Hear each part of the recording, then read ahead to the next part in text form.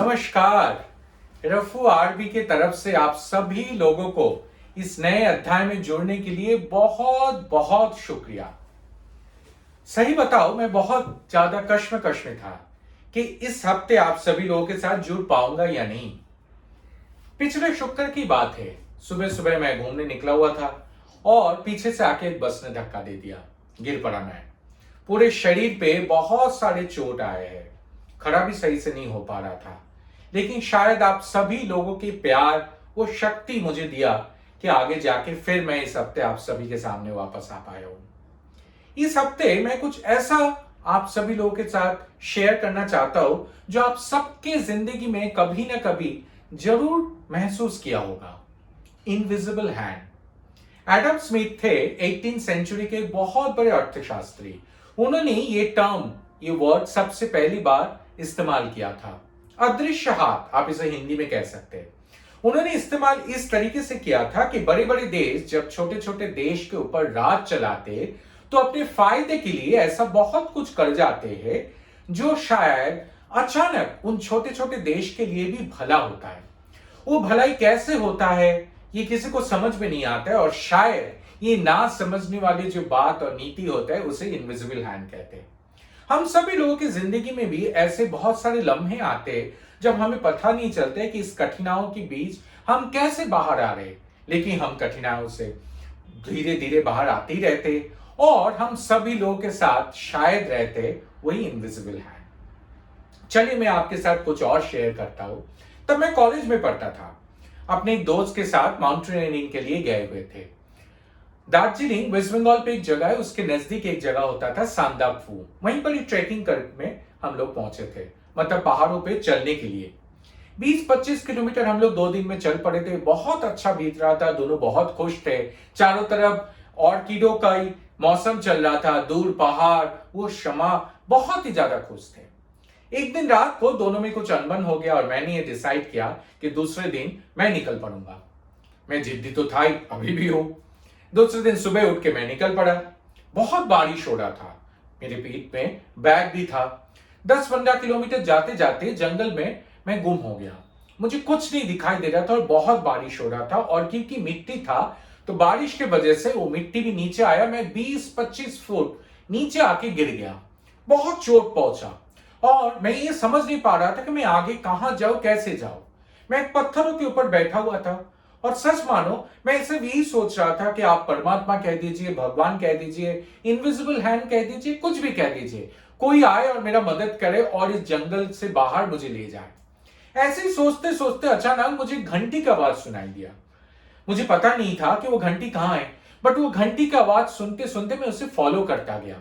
थोड़ी देर बाद जाके मैं देख रहा हूं कि एक गाय वहां पर घूम रहा है जिसके गले में घंटी बांधा हुआ है। मैं नजदीक जाके देखा, एक इंसान वहां पर बैठा हुआ है और उसके आसपास 2-3 और गाय ऐसे घूम रहे हैं। मुझे वो बचपन की कहानी याद आ गए। वो सुनते थे ना कि एक बच्चा जंगल में खो जाता था और वो बुलाता था, मधुसूदन दादा, मधुसूदन दादा, और कोई आता था उसे हाथ पकड़ के जंगल से बाहर ले जाता था। मुझे पता नहीं था वो मधुसूदन दादा कौन था, लेकिन ये आदमी मेरे लिए भी ऐसा ही मिला। उसके साथ 1 घंटा बातचीत करते करते हम लोग जंगल के बाहर आ गए। मुझे याद नहीं है क्या 1 घंटा हम लोगों ने क्या बात किया, लेकिन मुझे बहुत ज्यादा शांति महसूस हुआ था और मैं अपने सारे चोट को भूल चुका था, ये मुझे याद है। जब शहर के बाहर गांव में आके पहुंचे, एक घर के सामने हम लोग रुके। उसने किसी को आवाज लगाया और वही अंदर से एक बाल्टी पानी लेके आए। सारे कपड़े वपड़े धोया मैंने, थोड़ा चोट बोट को साफ किया और आगे जाके उसने दिखा दिया कि इस सड़क पे आगे जाएंगे तो आपको गाड़ी मिल जाएगा नीचे तक जाने के लिए। जब मैं गाड़ी में जाके बैठा, थोड़ी दूर आगे जाते जाते वो घर दूर से दिखाई दे रहा था, फिर भूल भी गया। आने वाले 5-6 महीने बाद मैं उसके बारे में कभी याद भी नहीं किया। अचानक एक दिन सपने में वो आया, और सपने में आने के बाद दूसरे दिन सुबह से मैं यही सोच रहा था कि शायद ये कौन था, कहां से आया, उस जंगल के बीच क्यों बैठा हुआ था, गाय चराने ऐसे बारिशों में क्यों गया था, या शायद कोई इनविजिबल हैंड ही था जो मेरे मदद करने के लिए आए। मुझे पक्का यकीन है आप सभी लोगों के साथ जिंदगी में ऐसे अनगिनत किस्से आए होंगे जो कभी हम समझ नहीं पाते। मैं नए नए नौकरी पे ज्वाइन किया था। सरकार की तरफ से किसी एक प्रदेश में गए हुए थे कुछ सर्वे करने के लिए। कहा जाता है उस प्रदेश में बहुत ज्यादा नक्सलियों के प्रभाव हुआ करता था, नक्सलाइट स्टेट्स कहा जाता है। जब मैं वहां पहुंचा तो जिलाधिकारी और पुलिस आके बताया कि आप इस पंचायत और गांव में आप नहीं जा सकते, बट जिद्दी तो मैं था ही। तो मैं दूसरे दिन सुबह उठ के चल पड़ा जीप लेके। दो सरकारी ऑफिसर भी मेरे साथ गए। 20-25 किलोमीटर जाने के बाद एक गांव में पहुंचे। एक पंचायत में हम लोग बैठ भी गए। काफी लोग आए वहां पर बातचीत करने के लिए। बातचीत करते करते मैं अचानक देखा कि मेरे दोस्त जो साथी आए हुए थे, सरकारी कर्मचारी, वो दिखाई नहीं दे रहे।